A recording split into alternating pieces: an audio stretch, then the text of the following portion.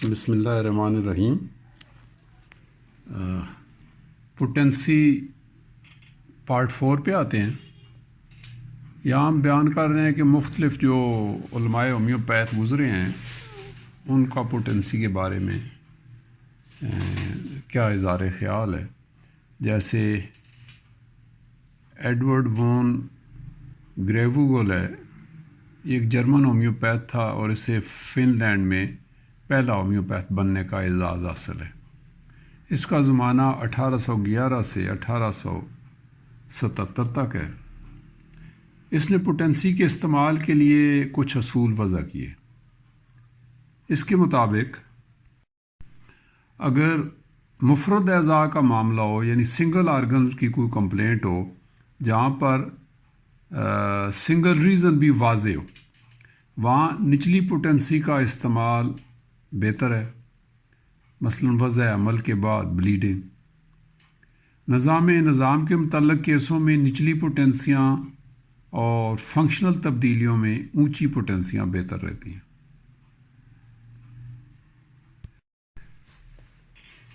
E B نیش کے حوالے سے تو آپ نے سنا ہوگا، یہ اس کا تعلق نیو یارک امریکہ سے ہے۔ نیش لیڈر اس کی معروف کتاب ہے۔ یہ متوسط اور ہائی پوٹینسیوں کا حامی رہا ہے۔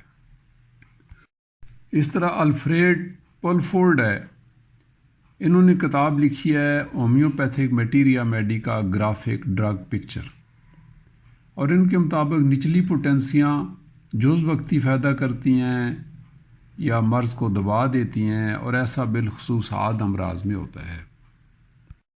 آگے ہم آ جاتے ہیں ہربرٹ اے رابرٹس کے ویوز دیکھتے ہیں۔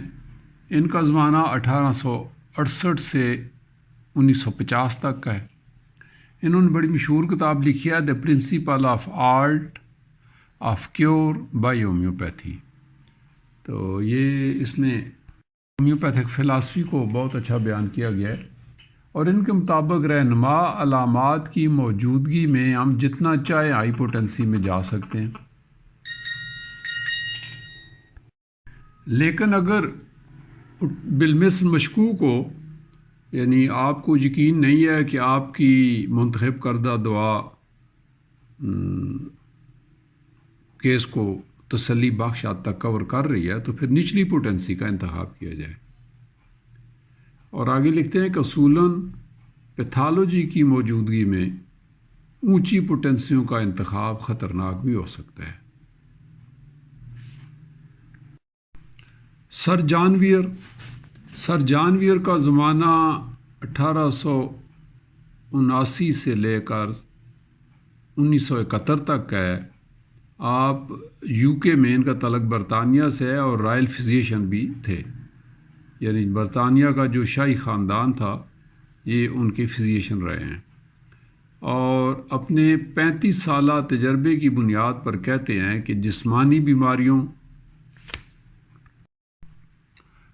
خارجی تکالیف، جلدی امراض میں نچلی پوٹینسیاں، جبکہ رہنما دماغی علامات کی موجودگی میں اونچی پوٹینسیوں کی ضرورت پڑتی ہے۔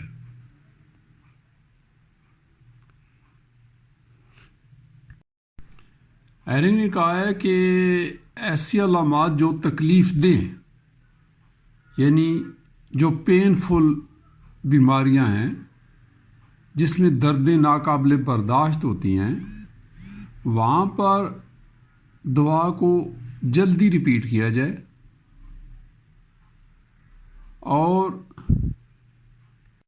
اور دوا جتنی زیادہ سملر ہو اتنی کم ریپیٹ کی جائے، اور دوا جتنی چھوٹی پوٹینسی میں ہو اسی قدر اس کی ریپیٹیشن زیادہ کی جائے۔